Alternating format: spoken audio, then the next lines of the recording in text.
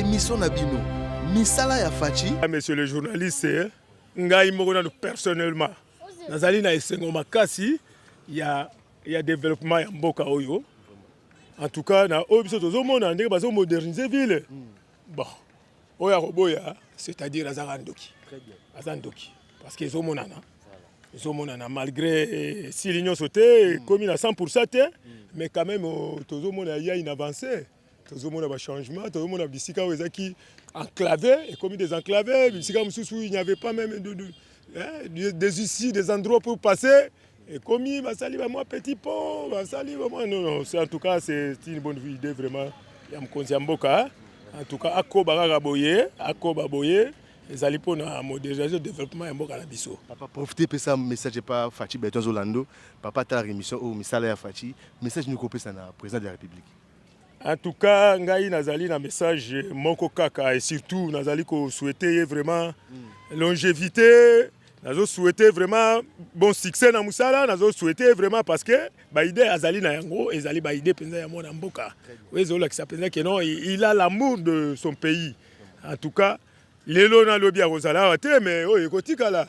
Ndenge tozoka ke kozala bijou moko munene ekotikala, ekotikala ya kozala te. Alors tozana isengo mingi makasi.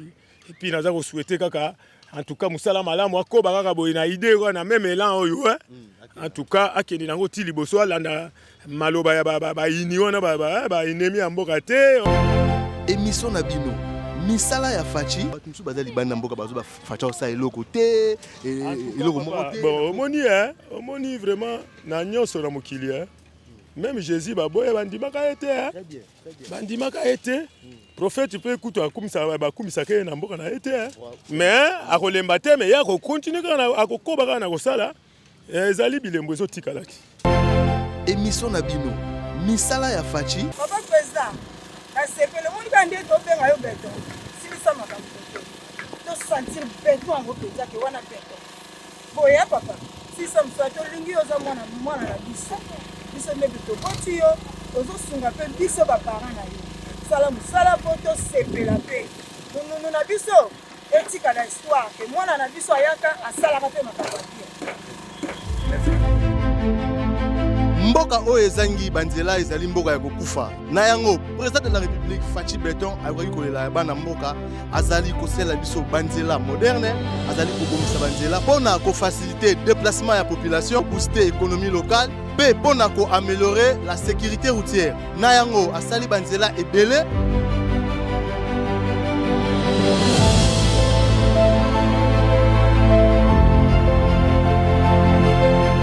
Émission Nabino misala ya Fachi tozali awa pona kolakisa bino partout président de la République azosala misala na kati ya République démocratique du Congo ndakisa awa na ville province ya Kinshasa toza na route rocade oezui kubanda mitendi ti na aéroport ya international ya Njili réhabilitation ya avenue Kulumba na Masina réhabilitation ya Alevert na Ngalema banzela ezali ebele o mokonza mboka sali biso na ville province ya Kinshasa elongo na ba province nyonso ya République démocratique du Congo. Désormais bobanda kozwango awa na FM télévision partout misala ezali kosala.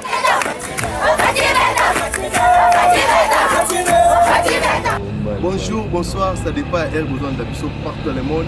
Mbote na bien sur balandi ya FM télévision. Merci à ma bonne pour continuer toujours pour s'abonner, vous êtes toujours fidèles la chaîne Nabino FM télévision. Merci na bande nyonso oyo bu commentaire émission Nabino misala ya Fachi.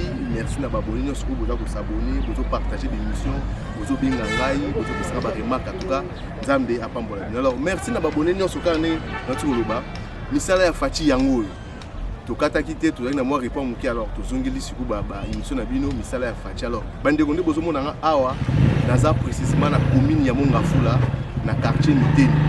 Ba iwa ba osala saute mouton oyo ya Arocade. Donc Arocade bino mobibi zela Arocade oyo bandi na aéroport international ya Njili yeti ebimiti awa na Miteni do ekoti Njili ba Njili brasserie bimi ti eye na Miteni awa. Alors na simananga to na route bypass wana route nationale numéro 1 oyo eketi ba Congo ba Matadi ba boma ngani zala.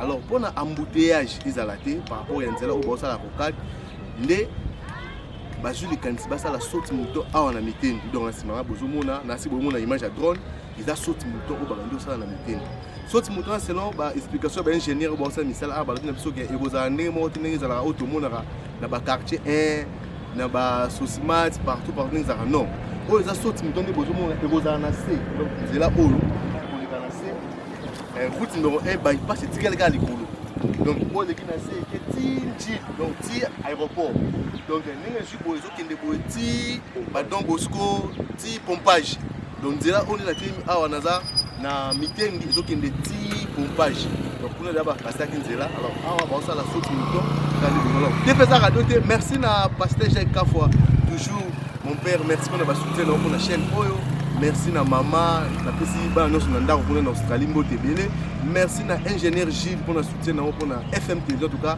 ingénieur Gilles nzambe apambola alors bandeko so bona posa ya panneau solaire donc installer nos panneaux solaires dépend na bino courant et okendaka lisu te bobenga numéro oyo eza affiché na FM télévision bozwa ingénieur Gilles aza na entreprise na ye bapozaka bainstallaka bapanneau solaire balumière bacaméra cachet de surveillance ya bamapangu donc en tout cas service ekosalama kitoko alors merci beaucoup bandeko TVZ Radio te totiki bino bozwa botala no saute mouton ndenge ezosalama donc ezosalama kitoko bana kini bana mitendi oyo boza libanda ya mboka so komi awa okobosana koto donc na droite na ngai ezalaki nini érosion monene mais bakundi érosion bacanalize yango donc nde baosala saute mouton alors TVZ Radio te towana na chantier tozwa baimage comme ça tozonga après pour tout désannoncer merci mille.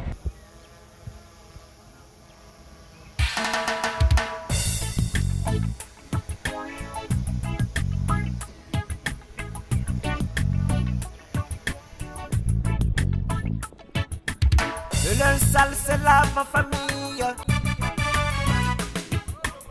De la famille qu'on saura les contenus. Arrêtez le jeu des mots pour que le soleil brille. Quand les éléphants se battent sur les arbres qui en subissent. Toyokana, Tolingana, Tosalisana, on sait la concertation. Concertation ou dialogue. Les allées si kabitumbate. Les allées solo yabana libota moko. Tata mama la biso Congo. Arrêtons les jets de mots pour que les soleils brillent. Le point focal c'est l'intérêt du Congo. Ce n'est pas s'écouler de mots. Le pays brûle, on n'a pas le temps. Éteignons d'abord le feu. Arrêtez le jeu de mots pour que le soleil brille. Quand les éléphants se battent sur les arbres qui en subissent. Toyokana, Tolingana, Tosalisana, on sait la concertation. Concertation ou dialogue. Les allées si kabitumbate. Les allées solo yabana libota moko. Tata mama na biso Congo. Arrêtons les jets de mots pour que les soleils brillent. La concertation ou dialogue n'est pas un lieu de partage du pouvoir. Plutôt un lieu de prise de conscience pour tracer l'avenir de la RDC. La concertation sur la gouvernance, démocratie et réforme institutionnelle. La concertation sur l'économie, secteur productif et finances publiques. La concertation sur les désarmement, demobilisation, réintégration sociale au rapatriement de groupes armés. La concertation sur les conflits communautaires, paix et réconciliation nationale. La concertation sur la décentralisation et renforcement de l'autorité de l'État. Surpassons-nous, oublions ce qui nous divise. Et cherchons ce qui nous unit. Vive la nouvelle citoyenneté, abat les intérêts personnels. Vive la jeunesse patriotique, abat la balkanisation. Toyokana, Tolingana, Tosalisana, Congo et Kende Liboso. Arrêtons les jets de mots. Le linge sale, c'est la famille. De la famille qu'on saura les contenus. Arrêtez le jeu de mots pour que le soleil brille. Quand les éléphants se battent sur les arbres qui en subissent. Toyokana, Tolingana, Tosalisana. la concertation. Concertation ou dialogue. Ezali sika bitumba te. Ezali lisolo ya bana libota moko. Tata mama na biso Congo. Arrêtons les jets de mots pour que les soleils brillent. Le point focal c'est l'intérêt du Congo. Ce n'est pas s'écouler de mots. Le pays brûle, on n'a pas le temps. Éteignons d'abord le feu. Arrêtez le jeu de mots pour que le soleil brille. Quand les éléphants se battent sur les arbres en subissent. Toyokana, tolingana, tosalisana, on c'est la concertation. Concertation ou dialogue. Ezali sika bitumba te. Ezali lisolo ya bana libota moko. Tata mama na biso Congo. Arrêtons les jets de mots pour que les soleils brillent. La concertation ou dialogue n'est pas un lieu de partage du pouvoir, plutôt un lieu de prise de conscience pour tracer l'avenir de la RDC. La concertation sur la Gouvernance, démocratie et réforme institutionnelle. La concertation sur Économie, secteur productif et finances publiques. La concertation sur Désarmement, démobilisation, réintégration sociale au rapatriement de groupes armés. La concertation sur Conflits communautaires, paix et réconciliation nationale. La concertation sur la Décentralisation et renforcement de l'autorité de l'État. Surpassons-nous, oublions ce qui nous divise. Et cherchons ce qui nous unit. Vive à la nouvelle citoyenneté, abat les intérêts personnels. Vive à la jeunesse patriotique, abat la balkanisation. Toyokana, tolingana, tosalisana, Congo ekende liboso. Le linge sale c'est la famille. De la famille qu'on saura les contenus. Arrêtez le jeu de mots pour que le soleil brille. Quand les éléphants se battent sur les arbres qui en subissent. Toyokana, tolingana, tosalisana, on c'est la concertation. Concertation ou dialogue. Ezali sika bitumba te. Ezali lisolo ya bana libota moko. Tata mama na biso Congo. Arrêtons les jets de mots pour que les soleils brillent. Bonjour papa. Bonjour monsieur le journaliste. Merci papa. Tu écoutes awa malgré tout ça na musala salama, tu me un peu déranger moi muké. Tu éviter papa. Comment on a? Comment c'est monsieur Jean-Marie Changa? C'est monsieur Jean-Marie. Ok. Papa vous habitant ya Mongafula. Oui, exactement, nous avons habitant ici dans la télémio. Ah ok. Papa, ça soit précisément tu as place ni. Ah, tu as na route de Matadi, quartier Mitendi, tout précisément na Grand Hôtel. Hein?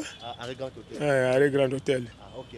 Papa, tu as ba route oyo eza ba ça non nini pour tout monde ndeti za pont ndeti to comprendre eza nini bazo sala. Bon. Biso tellement to mona iba maquette yo ba ikotia awa hein. To moni que non ezali na programme ya modernisation ya mboka. OK. Alors ezali na ba projet nyoso na ba rocade na ba nani ba projet ya rocade. Comme rocade zo le kakuna awa toki ke ba osa so de mouton awa na bon bako musuli kolo musuna se. Et puis bako ko agrandir nzela. C'est pourquoi au moni même mapango aboyo moni communion so babuki yango nyoso babuki pe babuki kama to moni boy to ebiti est-ce que ezaki ba ndaku to zaki nini to moni babuki ezalaki bandako esika bato bazalaki ko habiter ezalaki bandako d'ailleurs on vient à peine il y a de cela 3 jours bauti kobuka. Moi j'ai passé nuit ici à Wakakawa boy nazaki ma chambre était ici. Oui. OK. Alors comme ezalaki na kati ya négociation na l'État. Alors, on a négocié et puis to libéré. OK. Ah oui, et quel est bien parce que les alliés qui va botolité ni té. Papa, voilà, il faut son impression dans les années comme moi lelo. mokonzi mboka ndenge azwi likanisi ya kosala banzela akosala biso rocade eza non seulement kaka rocade banzela ebele presque bacommune ebele osala banzela impressionnant papa par rapport ya likanisi ya mokonzi mboka ya désenclaver Congo surtout Kinshasa. En tout cas, monsieur le journaliste, ngai moko na personnellement nazali na esengo makasi ya développement ya mboka oyo. En tout cas, na oyo biso tozomona ndenge bazo moderniser ville. Bon, oya koboya, c'est-à-dire azandoki. Très bien. Azandoki parce que ezomonana malgré si l'union sauté comme il a 100% te, mais quand même tozomona il y a une avancée. Tozomona ba changement, tozomona bisika ezaki enclavé et comme des enclavés, bisika mususu il n'y avait pas même des ici des endroits pour passer.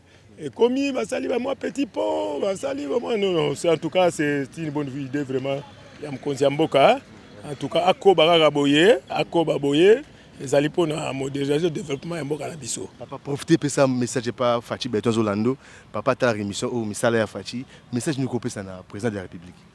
En tout cas, ngai nazali na message moko kaka et surtout nazali ko souhaiter vraiment longévité. Nazo souhaiter vraiment bon succès na musala, nazo souhaiter vraiment parce que ba idée azali na yango, ezali ba idée penza ya mwana mboka. Wezola qui s'appelle que non, il a l'amour de son pays. En tout cas, lelo na lobi ya kozala wate mais ekotikala. Ndenge tozoka ke kozala bijou moko munene ekotikala, ekotikala ya kozala te. Alors tozana esengo mingi makasi et puis naza ko souhaiter kaka en tout cas musala malamu akoba kaka boye na idée wana même elan oyo en tout cas akende nango ti liboso alanda maloba ya ba ini wana ba ennemi ya mboka te oya boye non ngai d'ailleurs semaine passée on a lekaki na grand marché kuna anazaki pesa na esengo makasi ndenge na monaki kaka espace wana na tamboli na 19h donc nazoko tutana na mutu te loko te be pisika nazako kima ba potopoto na moni et komi Grand marché tamona 19h.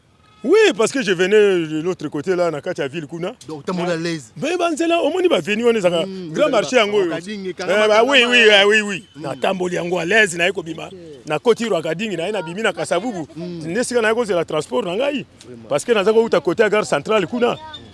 Voilà. Mais batumsu bazali bana mboka bazo ba facha ça eloko te eloko moko te. Bon, omoni vraiment na nyonso na mokili Même Jésus baboye bandimaka été bandimaka été prophète tu peux écouter akumisa ke na mboka na été mais akolemba te mais ya ko continuer kana akokoba kana ko sala ezali bilembo ezotikalaki. Très bien papa. C'est ça. En tout cas merci beaucoup, c'est très gentil. OK. Pour finir tozo continuer bandeko ezalaki bandaku. Donc ezalaki bandaku par rapport ya route au bazo sala rocade et ko bimela boye nde bomoni babuki bandaku mais na négociation basolaki na bandeko oyo sengaki basala basali alors babuki bandaku na kimia nyonso calmement ndepo basala soti muton oyo bomoni wana na bozomona na nini donc yango oyo donc en tout cas merci mingi na bandeko balandi FM télévision ka ndenge na soko bisano bozala brancher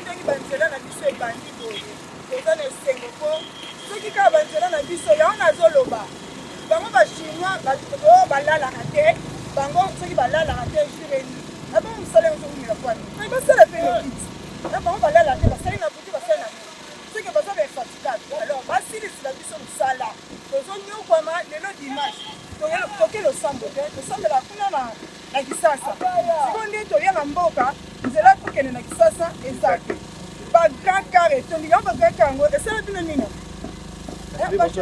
bachofer ya grand car bomelaka nini bachofer ya grand car bomelaka nini yango bino bopemaka te bosalaka mikolo nyonso bonyokola biso bato bapeti pepe bapeti car moye totambola osala po tobanga bino bon toza na esengo nzela esila papa silisila biso nzela soki tolongwa na biso awa tokende biso eza nzela na biso ya dimwenza tobimi kuna toketourne esuwa lelo nde toza boye nzela eketourne na ipen so ipen ozongi ofuta combien wapi mbongo wapi mpe bisala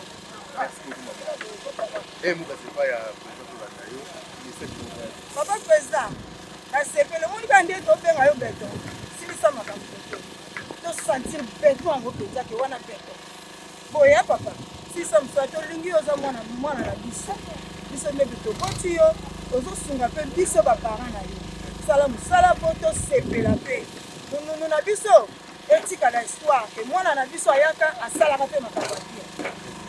Merci beaucoup, maman, c'est très gentil. En tout cas, c'est malin. Merci beaucoup. Là, on va continuer sur ton attaque pour comme ça. Merci beaucoup. Merci mingi na sur FM télévision. En tout cas, nabi ke bozake belé, bozako landa émission na bino, misala ya Fachi. Alors comme nous sommes na suka émission na bino, misala ya Fachi. Alors na simalanga ne bozomona awa nazasko na ngambu. Donc soti muto yango yo. Bozomona kuna to laxi bino place traversée route bypass alors profina na pesa mu Congo na route bypass pour bandeko bamona donc c'est-à-dire oyo ezali route bypass route numéro 1 oyo eketi ba Congo yango yo alors soti muto bozomona nde bozomona na market nango wana donc eko traverser boye donc oza rocade donc rocade yango eleki awa eke ti aéroport international ya Njili et traverser boye eketi ba mbudi eketi ba pompage donc nzela oyo en tout cas merci mingi na président Fachi Beton pona likansi malamu oyo ozwi ya kobongisa mboka en tout cas merci mingi na pasteur Jacques Kafwa pona soutien na yo merci na ingénieur Gilles merci na l'incroyable Mira Kiamvu merci na la princesse Gloria Babela la princesse en tout cas nzama batela merci na Prefina na sima caméra les grands soldats maboko manji babi tozaki awa toujours na misala ya Fachi. Merci na bandeko nyonso o bozo s'abonner, bozo partager, bozo aimer l'émission, bozo benganga, na bo santé sans oublier secrétaire de Bizi Boubalo là na IDPS en tout cas nzama batelo papa Moussa ki toko babi unité na parti ya IDPS ezongi donc tozongi pena ini pona to bongisa mboka ka ndenge za. Alors merci beaucoup bandeko soki nzamba zongi te tokutani à la prochaine, bye bye. Mboka oyo ezangi banzela ezali mboka ya kokufa na yango président de la République Fachi Beton akoki kolela bana mboka azali kosela biso banzela moderne azali kobongisa banzela pona ko faciliter déplacement ya population booster économie locale pe pona ko améliorer la sécurité routière na yango asali banzela ebele